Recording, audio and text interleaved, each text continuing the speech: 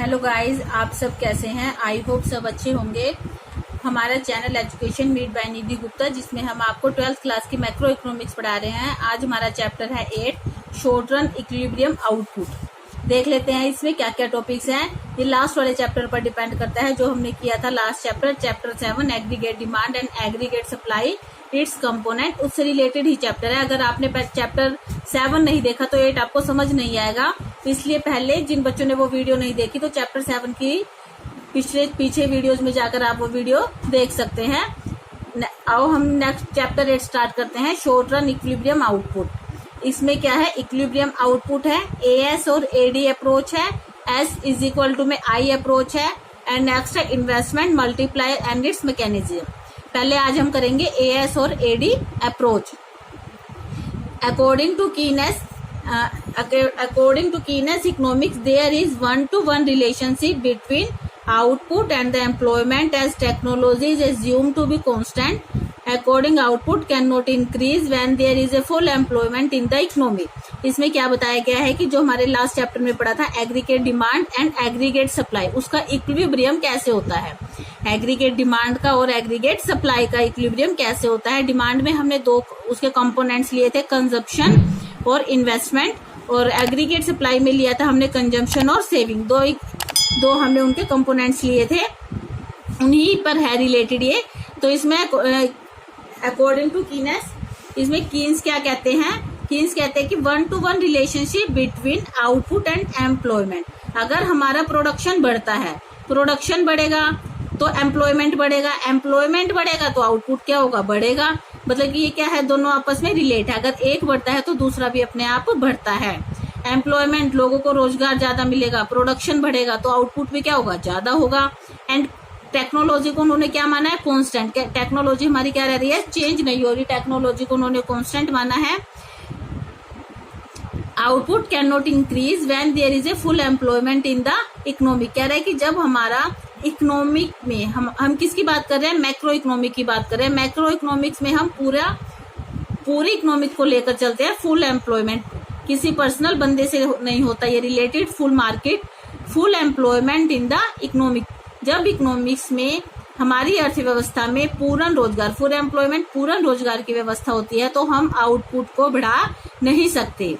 लेकिन इसमें माइक्रो में हमने पढ़ा था कि जब हमारा अर्थव्यवस्था में पूर्ण रोजगार होता है तो प्राइसेस बढ़ जाते हैं। लेकिन इसमें प्राइस को कांस्टेंट माना गया है, प्राइस का कोई रोल नहीं है। तो कह रहे हैं कि जब फुल एम्प्लॉयमेंट हो जाता है, फुल एम्प्लॉयमेंट जब सभी लोगों को रोजगार मिल रहा है, पूर्ण रोजगार की सिचुएशन होती है, तो आउटपुट नहीं बढ़ सकता, आउटपुट कैन नॉट इंक्रीज। तो हम आउटपुट को नहीं बढ़ा सकते। जब सभी लोगों को रोजगार मिल रहा है, ऑलरेडी फुल एम्प्लॉयमेंट है, तो हम आउटपुट को नहीं इंक्रीज कर सकते और प्रोडक्शन को भी नहीं बढ़ा सकते। तो ये किससे है, एम्प्लॉयमेंट से है और आउटपुट से है। जब एम्प्लॉयमेंट बढ़ेगा तो आउटपुट बढ़ेगा, लेकिन जब फुल एम्प्लॉयमेंट होता है तो आउटपुट नहीं बढ़ता। कंसेप्ट ऑफ इक्विलिब्रियम कहाँ पर होता है, इक्विलिब्रियम जहां पर हमारा एएस और एडी डिमांड इक्वल होते हैं। पहले हमारे कुछ इंपॉर्टेंट टॉपिक्स हैं वो देख लेते हैं, फिर बाद में हम एएस और एडी करते हैं। एक्स एंटी एएस, ये 6 पॉइंट है हमारे। Ex ante AS, ex ante AD, savings का, इन्वेस्टमेंट का, सभी हैं। तो ये किससे रिलेटेड है, डिजायर्ड। एक्स एंटी का मतलब desired level of output in the economy and the level of the GDP that the producers plan to the produce. एक वर्ड आएगा प्लान या डिजायर। एक्चुअल में और प्लानिंग में क्या होता है, डिफरेंस होता है। एक तो हम किसी काम को करते हैं, जब हम किसी काम को करते हैं तो पहले क्या होती है, हमारी डिजायर होती है, इच्छा, और एक फिर उस पर प्लानिंग की जाती है, फिर एक्चुअल में वो काम किया जाता है। तो जो एक्स एंटी एएस है ये किससे लेकर चलता है, desired level of output in the economy, the level of the GDP that the producers plan to produce. Gross domestic production में जो प्रोड्यूसर्स है कितना प्रोड्यूस का प्लान करते हैं। प्लान वर्ड जो बार बार यूज होगा ये इंपॉर्टेंट है भी। एक्स एंटी से क्या मतलब है, जो प्लानिंग की जाती है। ऐसे ही डिमांड में है, एक्स एंटी डिमांड में the level of the GDP that buyer plan to buy. Producers में उसमें क्या करना था, प्रोड्यूस करने के लिए प्लान करना था, और डिमांड में बायर्स को प्लान करना पड़ता है। Level of the GDP that buyer plan to buy during an accounting year. Ex ante savings, desire saving, जहां पर भी एक्स एंटी वर्ड्स आता है वो क्या होता है हमारा डिजायर्स या plan. Ex ante saving, desire saving, ex ante investment, desired या प्लान इन्वेस्टमेंट, या अनप्लान। जो अनप्लान तो अलग होता है, अनप्लान इन्वेस्टमेंट क्या होता है unsold stock of goods. Ex post savings, ऊपर क्या कहता है हमने एक्स एंटी सेविंग्स, अब क्या है एक्स पोस्ट। एक्स पोस्ट में क्या होता है एक्चुअल सेविंग आती है, और एक्चुअल सेविंग में प्लान प्लस अनप्लान हम दोनों को ही प्लस करते हैं। और उसमें ऊपर हमने एक्स एंटी में क्या किया था, खाली हमने प्लान वाले ही लिया था, अनप्लान भी नहीं लिया था, और एक्चुअल में हमने दोनों को क्या किया है प्लस किया है।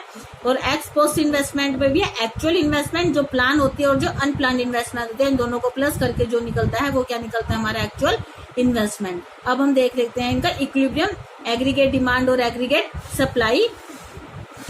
एग्रीगेट सप्लाई के जो हमारे कंपोनेंट्स थे वो क्या थे, determination of the equilibrium output, GDP, equilibrium, income था। ये एएस हमारा किसके बराबर था, एएस था हमारा कंजम्पशन प्लस में सेविंग के बराबर था, और जो एडी था वो किसका था कंजम्पशन प्लस इन्वेस्टमेंट का। तो सी क्या है दोनों में, सी क्या है दोनों में कॉमन है, तो हमारा क्या बच जाता है ये हमारा एएस सप्लाई कर्व है, एग्रीगेट सप्लाई कर्व जो हमने लास्ट चैप्टर में किया था। इनकम एएस ये हमारा 45 डिग्री का एंगल बनता है। ये किसको एग्रीगेट सप्लाई किसको रेफर कर रहा है, ये plan output in the economics, और इसमें हमारा प्राइस क्या रहता है कांस्टेंट रहता है। हमने लास्ट चैप्टर में ये किया था कि इसमें जो एएस है वो क्या है हमारी इनकम, इसको इनकम भी बोल सकते हैं या एग्रीगेट सप्लाई भी हो सकता है, ये दोनों ही है एग्रीगेट सप्लाई या इनकम। और ये इसमें लाइन ऐसी सीधी जाती है 45 डिग्री का ये एंगल जाता है, इनकम एंड एएस। नेक्स्ट है हमारा इसमें इन्वेस्टमेंट, इन्वेस्टमेंट को इन्होंने क्या माना है, ये आई किसको शो कर रहा है हमारा इन्वेस्टमेंट कर्व है। ये हमारा क्या है, इसको हम, ये हमारी एक स्ट्रेट लाइन है, इसको हम बोल सकते हैं ऑटोनोमस इन्वेस्टमेंट भी इसको हम बोल सकते हैं।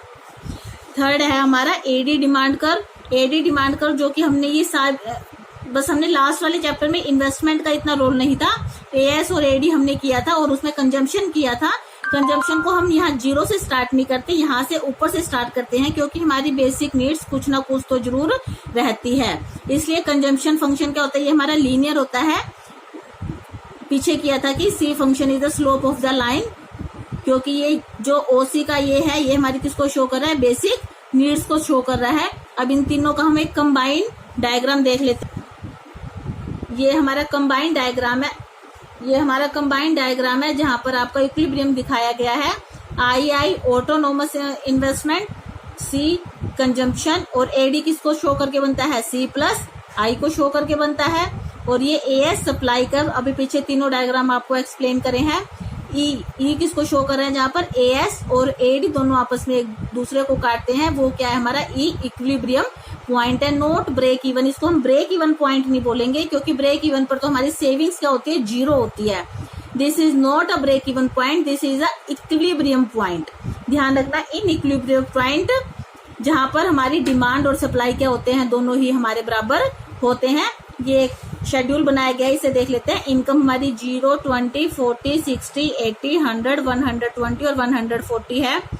और सी कंजम्पशन 30, 40, 50, 60, 70, 80, 90, 100। और इन्वेस्टमेंट ऑटोनोमस इन्वेस्टमेंट जो हमारी फिक्स रहती है 20। और एडी कैसे बनता है, सी प्लस आई, इन दोनों को बना के हमारा क्या बनता है, एडी। इसलिए जैसे 30 + 20 50, ऐसे ही इन सबको प्लस करके हमारा क्या बनता है, ये एडी। तो एडी हमारा क्या होता है, सी से क्या चलता है ऊपर, क्योंकि उसमें आई भी ऑलरेडी होता है। जैसे कि ऊपर वाले आपको डायग्राम में दिखाया गया है कि ये वाला सी वाली लाइन है और ये आई है, इन दोनों को प्लस करके मान लो ये 30 है और ये 20 है, 30 + 20 50। तो एडी कर्व हमेशा क्या चलेगा, ये ऊपर की ओर जाता है। In equilibrium point there is no unwanted stock with the producers, लेकिन ना तो इसमें सप्लाई ज्यादा होती है और ना ही डिमांड ज्यादा होती है, वहीं पर इक्विलिब्रियम हमारा होता है। अगर हमारी सप्लाई ज्यादा हो जाए और डिमांड कम हो जाए तो क्या इफेक्ट पड़ता है, एएस। अगर हमारी सप्लाई ज्यादा हो जाती है और डिमांड क्या है, कम है, तो प्रोड्यूसर्स के पास स्टॉक क्या रह जाएगा, स्टॉक्स अनसोल्ड स्टॉक रह जाएगा। तो उसे नेक्स्ट टाइम क्या करना पड़ेगा, प्रोडक्शन को अपना कम करना पड़ेगा। उसे प्रोडक्शन इतना कम करना पड़ेगा ताकि वो कम होकर, जितना उसने प्लान किया था कम होकर एडी के बराबर आ जाए। तो ये अपने आप ही ऑटोमेटिकली एएस और एडी क्या हो जाते हैं, हमारे बराबर हो जाते हैं। दोबारा बता देती हूँ, अगर हमारी aggregate supply greater than AD, aggregate supply ज्यादा हो जाती है तो प्रोड्यूसर्स के पास अनसोल्ड स्टॉक रह जाता है, उसे नेक्स्ट टाइम प्रोडक्शन कम करना पड़ता है और उसे इतना प्रोडक्शन कम करना पड़ता है कि वो एडी से मैच हो जाए। लिखा हुआ है गुड्स आर रिमेन्स अनसोल्ड, उसके बाद कुछ स्टॉक्स रह जाता है and cut in the production will be plan till AS match AD, और उसे प्रोडक्शन कम करना पड़ता है ताकि वो एडी से मैच हो जाए।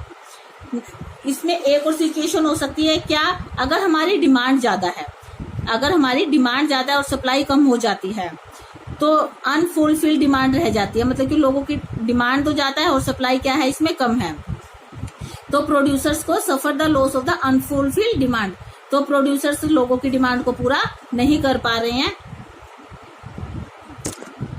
अगर डिमांड ज्यादा है और सप्लाई कम है तो क्या होता है, अनफुलफिल्ड डिमांड है और जो सप्लाई में स्टॉक रह गया था वो सारा का सारा स्टॉक क्या हो जाता है सेल हो जाता है, सारा का सारा एंटायर स्टॉक्स आर सोल्ड।